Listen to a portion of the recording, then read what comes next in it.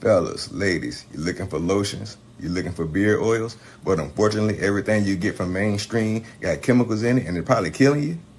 No problem, we got you. Go check out my people from Top to Bottom Hair and Skincare. That's Top to Bottom Hair and Skincare. www.top2bottom, BOTTU, the U is for unique, M.com. Tell them I sent you.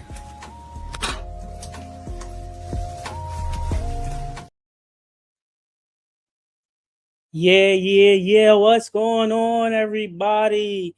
Turn it up in the chat. Let's turn it up on YouTube. Let's turn it up on Facebook. How's it going, everybody? And thank you for tuning in to another week and another episode of Unfiltered Sports. I am your host, Shaq Mack, and let's get down to business. See, here on Unfiltered Sports, feelings, they don't matter. Excuses, they don't fly. Get them out the door. And we say what everybody's thinking, but too scared to say it out loud. If you are too sensitive and this ain't your show, goodbye. Don't let the door hit you where the good Lord split you. Now let's get to work.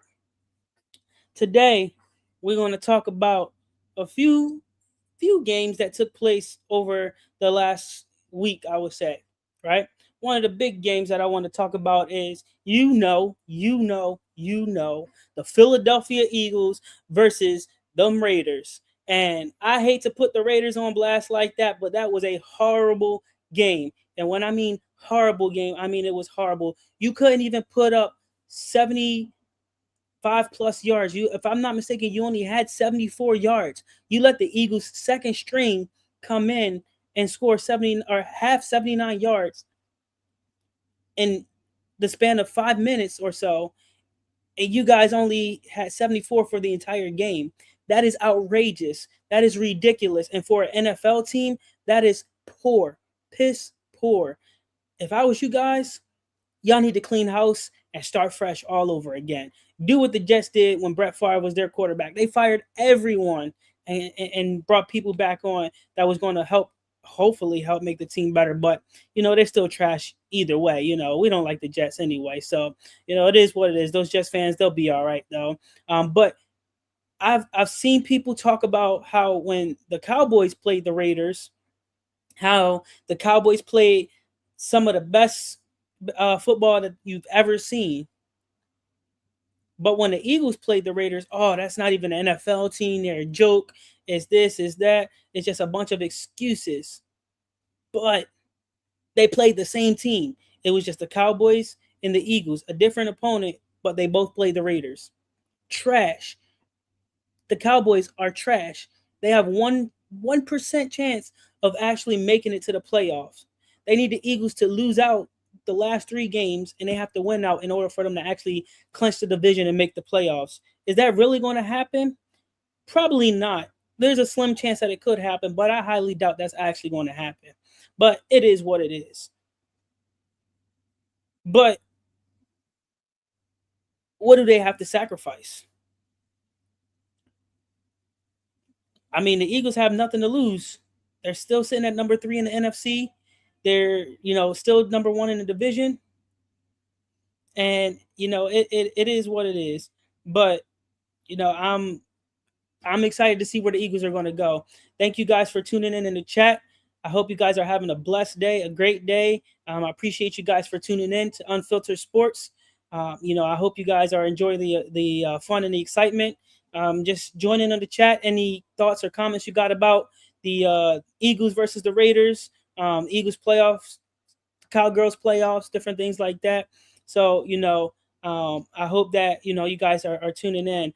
How's it going? Everybody, I got a special guest on the show today. She's falling asleep here, but, I appreciate that you guys are tuning in. On another note, right, is let's look at basketball. I'm a huge basketball fan.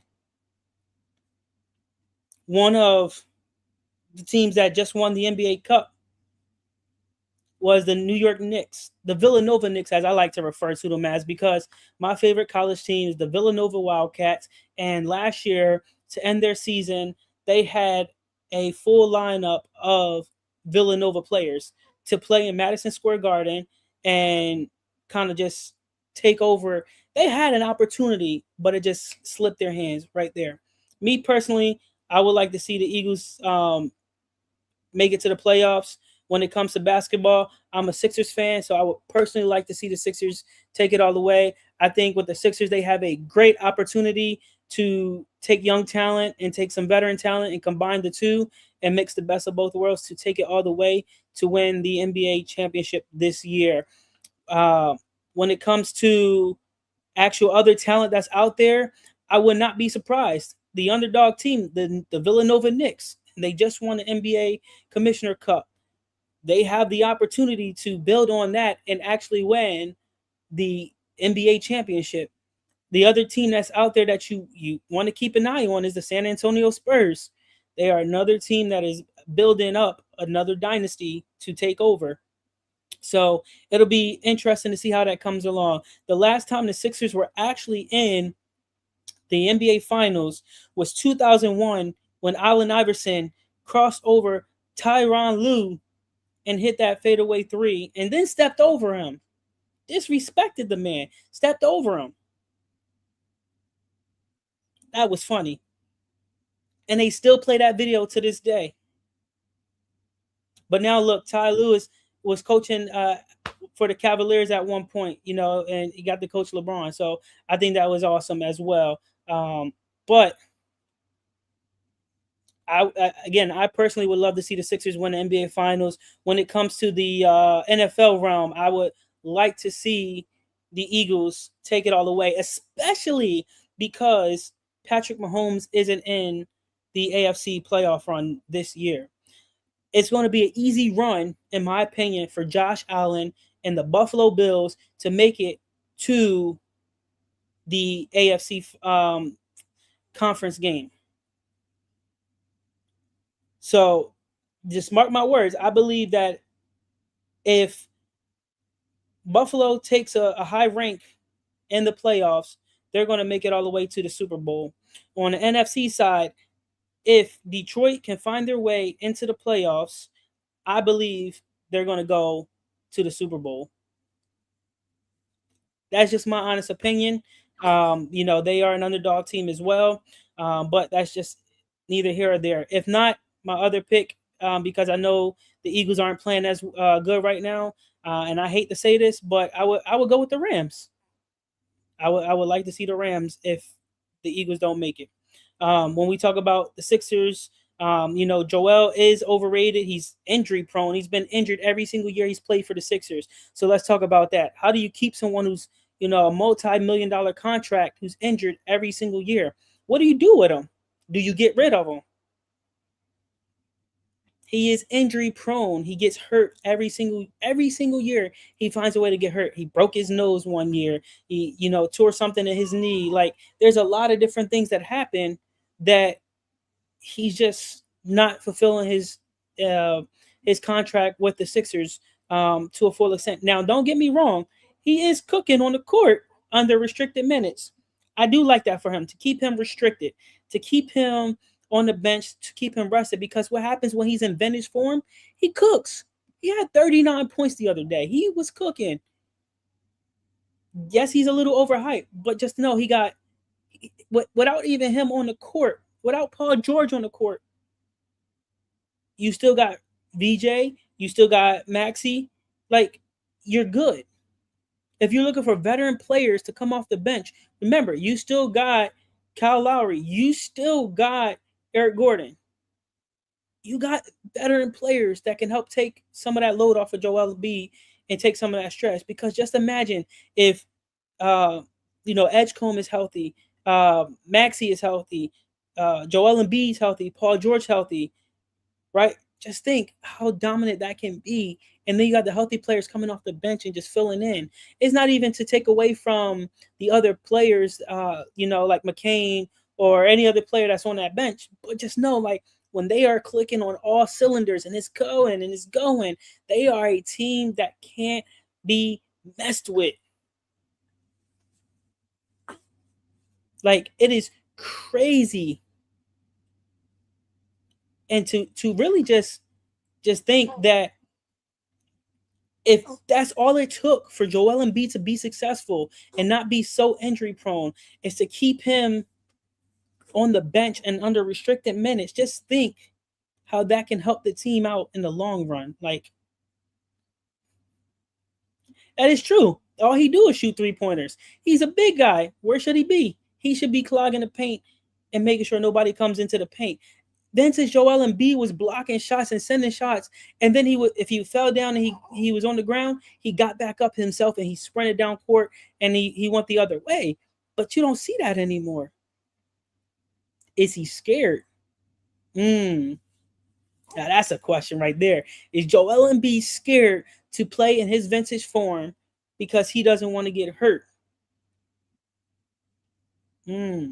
Or is Joel Embiid trying to do what other players are doing? They're trying to restrict their minutes, trying to put their name out on the market to get traded, combine the super team to go and try to win the NBA Finals. It doesn't work their first year because everybody got to learn how to play with each other. And then what happens? We already know he said last year that that was the only year that he was going to be playing on the Team USA and he was going to go play for another country. What is he going to do? He's injury prone. I got respect for him. I just think he's too hurt to continue to play at this level or even play at an Olympic level. It's my honest opinion. If we talk about trusting the process, let's trust the process behind Tyrese Maxey and Edgecombe, and let's see what happens from there. I'm telling you, it's crazy. But if y'all keep sleeping, if the Sixers keep sleeping, if teams in the NBA keep sleeping, the Villanova Knicks are going to come out of nowhere. They're going to take over, and they're going to win the NBA Finals. If players keep asking for greed, meaning, hey, I need more playing time. Hey, I need more money. Hey, I need this, I need that. But they're not performing to standard, and they're not performing to even say they deserve that kind of money. Let them go. Let them go. Because when you have too many superstars on one team, what's going to happen? People are going to get complacent. People are like, well, this is my team. I'm taking charge. I'm the captain. I'm going to do this. It's hard enough for the Olympic teams to even have that many superstars on the team because players want all the playing time. They want to be on the court. They want to take the game-winning shot. Who has the better opportunity to take that game-winning shot? Who's performing better at this point in time? When Team USA went up against France, in my honest opinion, Steph Curry should have kept taking the game-winning shots throughout the entire Olympics, not just versus when they played France. He cooked. He struggled the first game or two, but after that, he got it together and he was cooking. It was his team to carry, and he should have got most of the credit, if not all the credit, for how that team was performing on all cylinders. Yeah, you had LeBron on that team. Cool. Tatum, he didn't play. Why? He's garbage. Trash. After he got hurt, he's never been the same. Trash. Who else was over there? Tyrese was over there as well. Halliburton, he did all right, but again, he ain't do much. He does a lot for the Pacers, but when it came to Team USA, he did all right. He did what he was supposed to do. Be a role player. Sit on the bench, clap your hands, do what you're supposed to do. A lot of people in this generation of basketball don't want that. They want to be on the court. They got to shoot the three. They got to do this. They got to do that. And it's crazy. And to your point in the chat, we did think we had a superstar team when we had JoJo and PG. And it is a disappointment. Why? Because they're injury prone. They're old. They're out of their prime. They just want the money. We thought it was a good idea to sign them both. And look what happened. It ended up biting us in the back. The Sixers, in my opinion, they need a GM like the Eagles got and Howie Roseman. Just think if they had a GM with a backbone. If the Sixers GM had a backbone and actually did what was in the best interest of the team, how much better they would be and being contenders for playoffs and the NBA Finals. And you're right, Tyrese can't carry it, but that's why he got Edgecombe. That's why he got, Kyle Lowry. He got Eric Gordon. He got the bench to help him, the veteran players to mentor him and to help him out. He has some support. And they're doing really well when he's not sick. And just put that out there too. So, but again, all because Joel Embiid drops, 25 points, 39 points, or whatever it may be, and they're playing good basketball. How many shots did he take that game? How many shots did he miss? What was his field goal percentage? Was it terrible? Was it good? What was it? When he stopped getting the ball and he wasn't in the rotation, was his body language when he's sitting on the bench actively engaged and helping his teammates get better, encouraging them and cheering them on? Or was he mad with a towel over his face and his head down because he wasn't in the game? Was he doing what Travis Kelce did in the Super Bowl to Andy Reid, yelling at him, talking about, give me the ball, and crying because he didn't get the ball? You know why Travis Kelce cried in that Super Bowl, though? Because Taylor Swift. And now he engaged to her. And guess what? The Kansas City Chiefs are trash. They have the number 1 seed at being at home, sitting at their couch, watching the playoffs from the comfort of their home. That's what they're the number 1 seed in the AFC for. Sitting at home, watching the other contenders play in a competition that they should be playing in. They're washed. They're trash. Just saying. So, what is the solution to some of these players who think they deserve high dollar contracts but perform subpar? Like they're not performing to standard. Better yet, what is the solution to the GMs who don't got a backbone and just let these players walk all over them? The Steelers are trash regardless. I'm just saying, they were lucky to pick up Aaron Rodgers, but it is what it is. Just saying. Like, Mike Tomlin has served his time. He has done everything that he had to do, but it is time for him to go and retire. Same thing with Pete Carroll. You got let go from the Seahawks for what? Because it was your time to go. You think that you were going to go to the Raiders and you were going to do good things over there? You thought wrong. Your starting quarterback is Geno Smith. Trash. And while we're on the topic of football really fast, I really want to give a shout out to the Colts. Even though they lost the game by 3 points, shout out to Phillip Rivers. He went out there and put up some numbers. He was looking like he could still hang with the youngins out there. Phillip Rivers went out there and balled and did what he had to do. He got the dirt off his cleats, the rust off his shoulder pads, but he went out there and he played football. He's smart, by the way. How many of you knew that Phillip Rivers' NFL benefits after he retired the first time was good for 5 years? 5 years. Any NFL player that retires, their benefits are good for 5 years after they retire to help them stay on their feet and to make sure like they're doing good or whatnot. His benefits were going to expire in 1 month. 1 month exactly, their benefits were going to expire. And then, from there, guess what? He got offered a contract. Why? Because he wanted to extend his benefits. So now what happens is his benefits extend until his contract is over. Once his contract is over, he gets 5 more years of NFL benefits. Crazy. That is how you work the system. My guy is working the system. He's going places. He is smart. Yo, yo, yo, what is up out the pit? What is going on? Ron's opinion don't matter. We don't like the Steelers, but that is okay. We are doing big things over here, especially because Philadelphia is better than the Steelers. But that's all right. That's all right.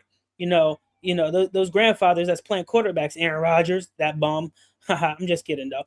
But they are grandfathers who are playing in the NFL. Right now, Philip Rivers, if I'm not mistaken, is the oldest quarterback in the NFL. Mark my words, if Tom Brady had the opportunity to lace his cleats up one more time, I believe he will take it. I believe the NFL is going soft. So soft. I said this last week, and I'm going to mention it again today. But the NFL is looking to invest $32 million into a pro flag football league. Why? So they can send those players that retire or don't want to get hit anymore over to this professional flag football league. And then what's going to happen? Did anybody hear what happens to the Olympics coming up? They're adding the flag football to the Olympics. Guess what? These players are going to go over to this flag football league, learn the rules, learn everything about it, and then they're going to be able to take over the flag football in the Olympics. Think and put two and two together when it comes to the All-Star weekend for the Pro Bowl and all of that stuff, while they are doing a whole weekend now, and it has to do with flag football. See, they're trying to manipulate the system and they're trying to own the system so that way players like Patrick Mahomes, Travis Kelce, players who don't want to get hit as much anymore will go over to this flag football league and play flag football until they can't play no more. It is a bunch of nonsense. It is crazy how they're trying to work the system. What's even crazier is that Vegas is in on all of this. The sports books are going crazy right now. They want you to believe one thing and they're betting on the complete opposite. It's crazy how all of this is just going down. Man, it's just interesting, man. It's just a lot of these teams need to start looking at the future and what the future holds for that sport. I personally think that the NBA Commissioner Cup is not helping the NBA at all. I think the NFL needs to find another niche that they can use to help bringing in some of their numbers and different things like that. Because at the end of the day, the cost of a game these days is outrageous. It is outrageous. Just think, you spending in nosebleed section, let's say you spend $60 for a football game. Okay, you spend $60. Then you got to look at the cost of park, which is about $40. That's $100 already off the bat for your event. Then you got to look at the cost to get to the event, depending on where you live. Let's say you live about an hour to an hour and a half away, and you drive there. Now you're looking at gas, a full tank of gas. Let's say anywhere between $50 to $80, depending on the car you got, maybe more if you got a diesel. So now you're looking at anywhere between, $200 to $250 roughly. Now let's look at the cost of food. You're still looking at another, for one item like a hot dog, it's probably going to cost you almost $10. You're looking at like some nachos or something like that. It's going to cost you like another $20 or something like that. It's crazy. For one event, you're looking to spend almost $500 for like 2 hours of entertainment. Guess what? I'm at my house watching the same game for free. For free. I can spend $100 on some Buffalo Wild Wings and eat at my house and be okay. But you out there freezing in the snow. Talk about go team go. I ain't spending no $500 on a game. Heck no. You are out of your mind. I'll do it for the experience once, but I've been to too many games already, so I don't need to do it. Now I'll do it for the kids. When my kids get older, I'll take them to a game. It's like, for whatever reason, it's so overpriced. In my opinion, if you're looking at lower level tickets, I wouldn't pay more than $100 for a lower level ticket. And for a nosebleed section, I wouldn't pay more than $20 max. Like, it's so overpriced for what? Think about it. If you consistently win games and you are a consistently decent team, no matter what pro league you are a part of, NBA, NFL, NHL, MLB, if you are consistently winning games and your price per ticket, let's say, is for a nosebleed section or standing room only is $10, guess what? You're going to sell out of tickets. If you are a lower level and you're consistently winning games and you're consistently a good team, and let's say you put $100, guess what? You're going to sell out of tickets. See, what some organizations need to start looking at is, how can I build a fan base out of the community? Yeah, it's nice to send a player here and there to go into the community and do some work and all of that stuff and say, oh, look what this team did for me. Look what this team did for me. And it's like, that player did this. Like, what did y'all do? I did nothing. So think about that. Like, why is it so overpriced? For no reason. But let's talk about that accountability aspect of that as well, right? Because how come everybody wants the credit when things are going good, but nobody wants to take accountability when things are going wrong, right? Going back to the Eagles and Raiders versus the same concept is the Cowboys versus the Raiders. The Raiders play two different opponents, but the Cowboys got credit for playing an NFL team and blew them out. But the Eagles, they got talked down. Talk about, oh, the Vikings, or not the Vikings, the Raiders aren't even an NFL team. It's like, they're an NFL team. They're just a trash NFL team. So y'all were talking all this good stuff about the Cowboys trash and the Raiders. Put that same smoke and energy to those Eagles for doing the same thing, blowing them out, kept them under 100 yards. Accountability needs to go across the board between players and staff members. Whether you're in the executive leadership team, you're a coach, whatever, accountability needs to go both ways. If you're a staff member, especially a coach, and you go tell a player to do something, or to stop doing something, I should say, and then you turn around and go do that same thing you just told that player not to do, that value in what you say, it loses a lot of meaning. Like, a lot of meaning. So, like, why would people trust them? I mean, it's crazy.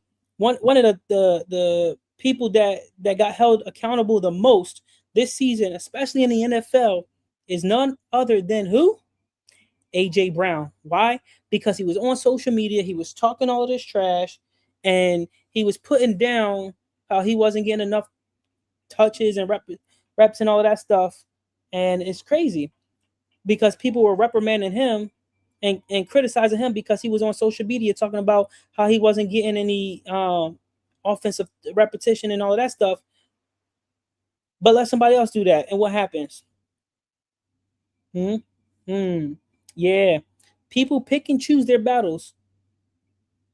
They know who they can get away with it and who they can't. And that's the crazy part. And see, it sucks because if you're an executive leader, then you shouldn't be having favoritism at all. Like if you're an executive leader, you have to be unbiased. You have to be open to constructive criticism. And when players are pissed off and they're coming into your office complaining about something, you have to have an open mind. You can't go and say, "Oh, well, this person is really good at their job, so we're just going to blow past what they're doing and what they're saying and we're going to let them do what they're doing." It don't work that way. It does not work that way. You got to have the accountability across the board. And who can you blame? Who can you blame? Like, do you blame the owner? Do you blame the vice presidents? Who do you blame? Who gets all the blame when things don't go the way it's supposed to? Do you blame the coach every season when you have a losing record? Do you blame the referees after every game that you lose? Mm. Are you blaming the system? Right? When your effort is trash, who do you blame? Are you taking accountability for your actions? I want to open this up to the chat though, right? Who's that dog of the week? From the NFL, from the NBA, from the NHL? Who's that dog of the week that went out, who got down and dirty, handled their business, didn't have to have the cameras on them, right? They were out there doing what they had to do. They handled their business and they got to hold their teammates accountable and being held accountable. Somebody that might not always show up on the stat sheet, but they deserve the recognition. Okay, JJ. All right, all right.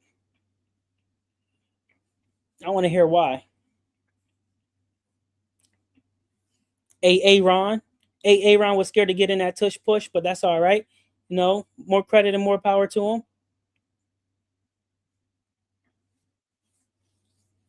We know Aaron getting old and he getting near that retirement age, but your team out there doing the tush push, you need to be behind them, at least trying to push them forward. He could have been on the back end of it, not just waiting, but just pushing his team forward. And still, you can call that first down from a mile away, but you still could put forth effort in that play. Don't get me wrong, he is playing some decent ball, but I still think it's crazy how his team was out there doing the tush push, and what was he doing? He was just sitting back there with his hand in the hand warmer. And then when his team didn't get it the first time, they tried it again. And then he hit the first down. I just think that's crazy. But I give him his credit and his respect where it's due. He has been playing a good season.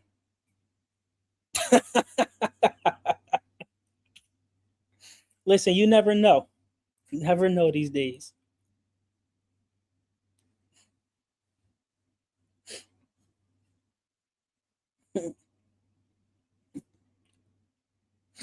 Sanders, yeah, he's been playing pretty good up there. He's been playing pretty good. He's carrying them. He's doing what he's supposed to do.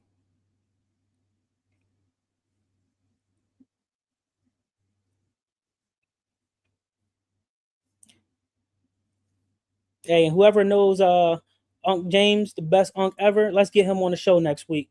Let's see what he about. I want him on Unfiltered Sports for next week. Out the pit, I want you on next week as well. We're gonna have our first take moments here. Let's do this. Calling y'all out now on the show. Y'all be ready. Shador has been balling though. I still think he should be one of the top people running for Rookie of the Year. I don't think he should be the top one, but I think he should be one of those top people in the running for Rookie of the Year.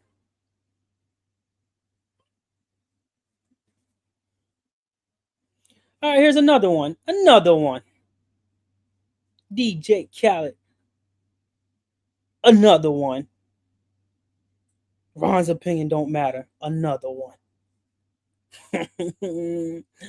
Here's an unpopular opinion we got going on right now. I love it. I love it. That is an unpopular opinion, though. The dog of the week, Ron's opinion don't matter. It's an unpopular opinion, but it's a great opinion right there as well. But talent without discipline is very overrated.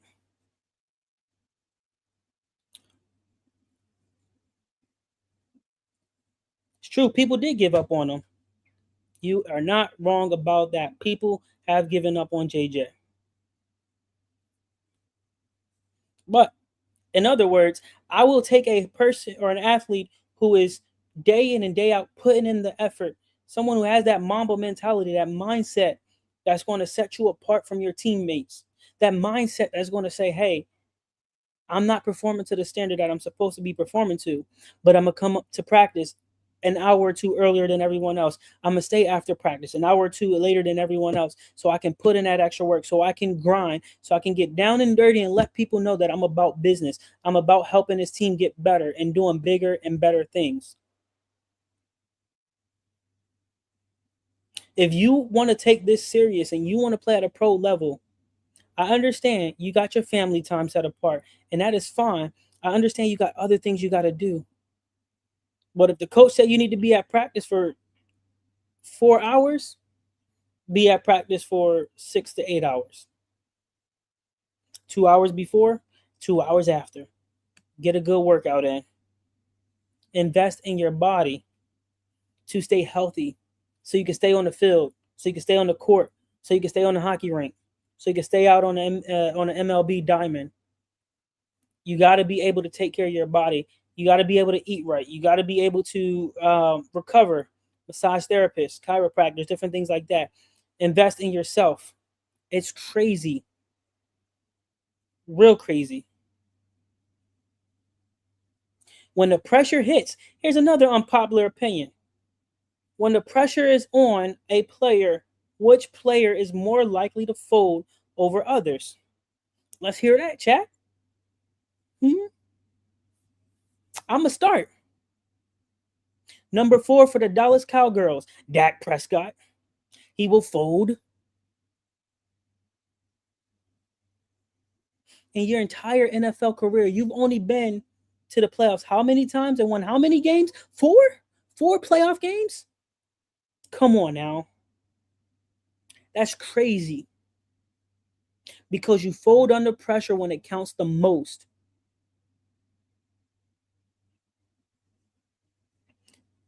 Crazy. Like, even outside of football, who else you got? Basketball. I respect LeBron for investing in his health. He's probably the one of the few. I respect, honestly speaking, and this is my unpopular opinion, I respect the Dallas Mavericks for investing in their players' health and religion. You know why? Because when Kyrie first went to Dallas, what happened? It was during Ramadan. I don't want to say it wrong and offend anyone, so I apologize if I did. But he had to feast or fast. I'm sorry, he had to fast, and when he was allowed to eat, it was after a certain hour. And what happened?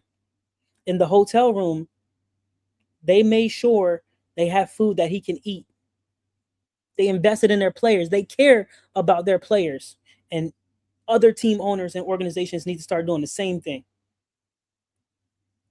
That is accountability for your players, for your team, and for their actions. I'm telling you this because it is important that you take and you look after your players. Who's going to fold up like a pretzel?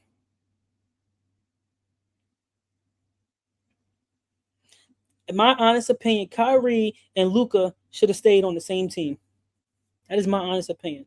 That team didn't even have the ability to do good things because they traded Luka away.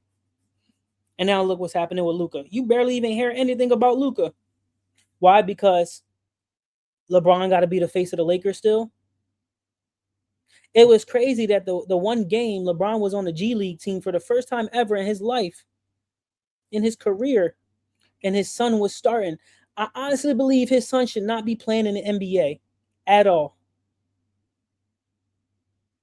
Bryce, put Bryce in the NBA. Bryce will cook. He is better than Bronny. Put them in a one-on-one. I'll put money on Bryce any given day. Hands down.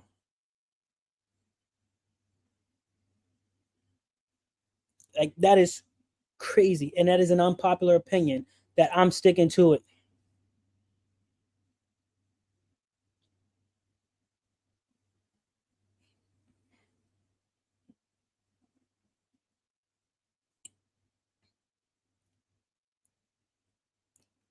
Bronny is not it. As far as I'm just JJX, there's an opportunity for you to donate to OG Network. So go ahead and if you want to, you can do that. But again, Bronny should have never had the opportunity to play in the NBA. Why did he get that opportunity? Because of his dad and the pool that his dad has in the NBA.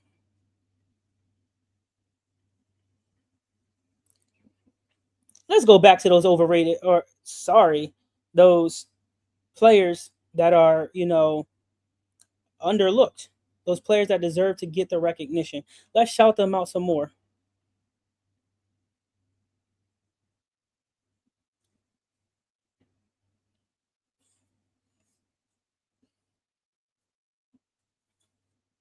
Bronny is definitely, like, I don't know. I don't even watch the Lakers. I don't even watch basketball like that anymore, because to know that it was a hand me out. It was given to him. He didn't really earn it. And what pisses me off the most too is to know that JJ Redick knew that Bronny wasn't good enough to play and still decided to draft him and said that he worked hard and his work ethic was good.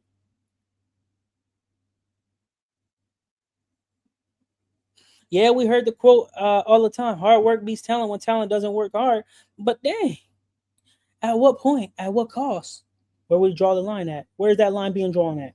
Yeah, come on.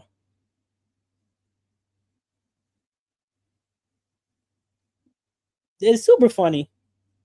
I ain't mad either. He did what he had to do to make sure he can put his name in the history books for having, being the first father son duo on the same team in the NBA and all this other fun stuff. But it's funny. The man did not deserve that spot.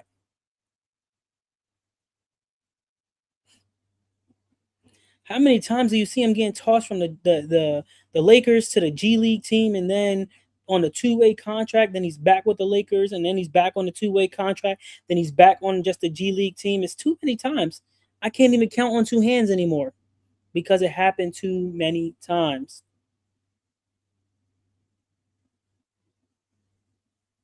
But it goes to accountability. Will JJ Redick get held accountable for his actions? Well, may never know.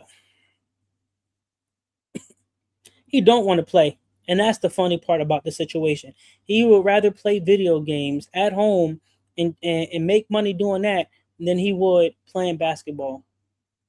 And the sad thing is he got so many NIL deals just from playing basketball that he could have still been at home playing video games and still been living comfortably. Vikings ain't going to the Super Bowl. I'm telling you that.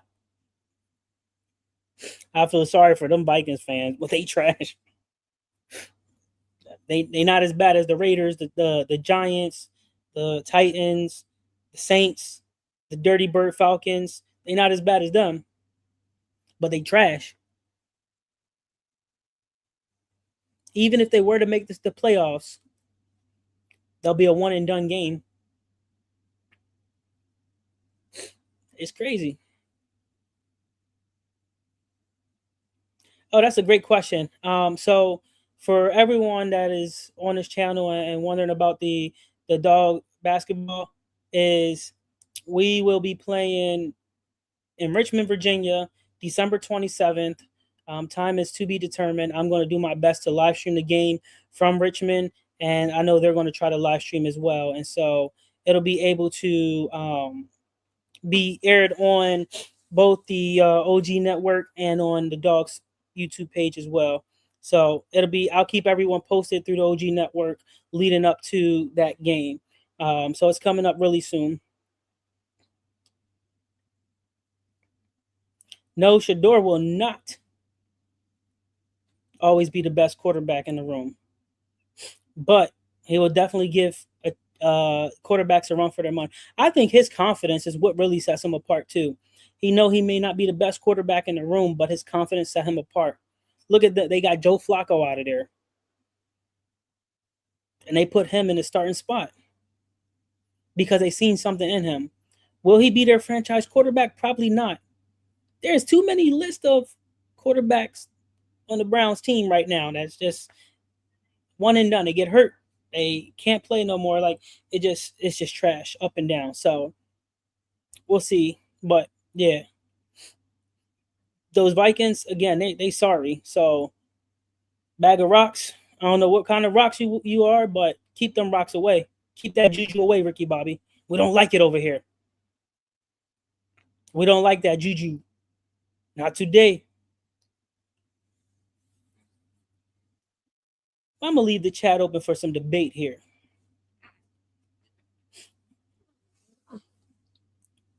Let's go back to that question with Shador. Let's let's open that up for a debate. The, Before I even go back to this debate, the Eagles are better than the Vikings, hands down. Hands down. The Eagles had the toughest schedule in the NFL. And what happened? They still did better than what a lot of people expected them to do.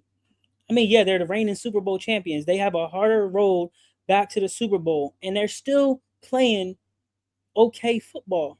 They lost 3 in a row. So what? They're still the top of the NFC East right now. They're still better than the entire NFC East right now.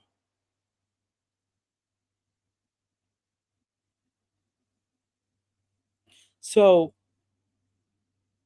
even if they had an easier road to the Super Bowl, they wouldn't have had no competition to really say, oh, we deserve to be here because we play X, Y, and Z. No. If the Eagles make it back to the Super Bowl and they win the Super Bowl, they deserved it. Why? Because of the competition that they played this season. They played decent competition and they put up a fight majority of their games. Yeah, they lost 3 in a row. So what? That doesn't define who they are as a team. It's not always about how you start, but how you finish. Take those wise words and write them down somewhere because it's true. It's not always about how you start, but how you finish. You can start the season trash. Teams start the season 0-3, 0-4, and then they turn it around and then they win 10 games straight before they lose another game. It happens. It's called being unpredictable. It's called playing your cards right. It's called coming together as a team and finding out what's working best for you. It's called coming together as a team, as a coaching staff, and figure out which players work best together in the lineups. That's going to help you perform to the team that you're supposed to be. That's what it's called.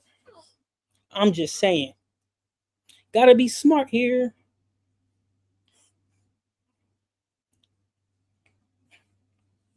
Let's keep those unpopular opinions going. Let's hear them. I'm for all of that. I like this. Let's keep this going, chat. Let's go. Yeah, I'm in the zone right now.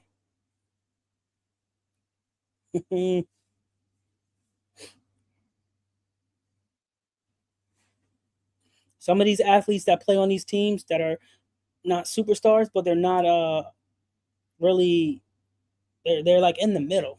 Like they're underrated, but they deserve the respect. As far as who do I think is going to win the Super Bowl, in my opinion, 2-3 weeks ago, I said that I believe that Buffalo Bills will go to the Super Bowl on the AFC, and if Detroit made it, that Detroit will go to the Super Bowl on the NFC side. And I said that Detroit will beat Buffalo in the Super Bowl. But I'm not opposed to having Josh Allen win his first Super Bowl. Actually, it sounds a lot better too, in my opinion. I'm not opposed to the Rams winning the Super Bowl either. I know I got a good friend of mine who's a Rams fan, and when the Eagles beat the Rams last year and this year, guess what? I was cheering. I was in his inbox yelling everything. Like, it was crazy. It was a good game, but like, he know who he is. That's my homie, and I respect him because he don't talk trash like that. But if the Rams don't make it into the playoffs, I don't see why the Rams wouldn't win the Super Bowl this year. Halliburton will be back, but he won't be back to vintage form. It's going to take him time to recover from his injury and to actually play like vintage Halliburton has played. I think he's also too worried about some of those ladies in the WNBA, like Caitlin Clark. But that's just a different story for a different day, different time. So we'll see. But yeah, like I said, I definitely see the Rams going. I definitely see the Bills going as well. That might be a good Super Bowl to watch. The Rams versus the Bills. Will Josh Allen get his first Super Bowl? Ooh, now we talking. Will Josh Allen get his first Super Bowl? Oh man, that's going to be a topic for next week. Let's keep that open for debate on unpopular opinion over here. Come on, guys. I appreciate you guys, man. I really do. I really do. And I really like to say if this episode has offended you, and I hope it hasn't, but I'm glad it offended you. Why? Because it hit close to home. That's what I'm saying. If this episode has offended you, good. Because I know that it means something I said on this show has hit close to home. And I don't care. If you got a problem with it, come with your Stephen A. hypeness, come with your Charles Barkley-ness, come with your Shaquille O'Neal-ness, whatever you want to call it. Come on the show next week and come see us on Unfiltered Sports. Because this is Unfiltered Sports, where there is no politics. There's no fake love. This is all truth, all passion, and all game the way it's supposed to be played. It's straight up. But I challenge you guys to like, share, and argue with me in the chat. Come on live with me. Argue it. Let's debate. I'm here for it. I got all night. But until next time, ladies and gentlemen, on Unfiltered Sports, I'm your host, Shaq Mac. Let's go, dogs. We out. Y'all have a good night and stay blessed.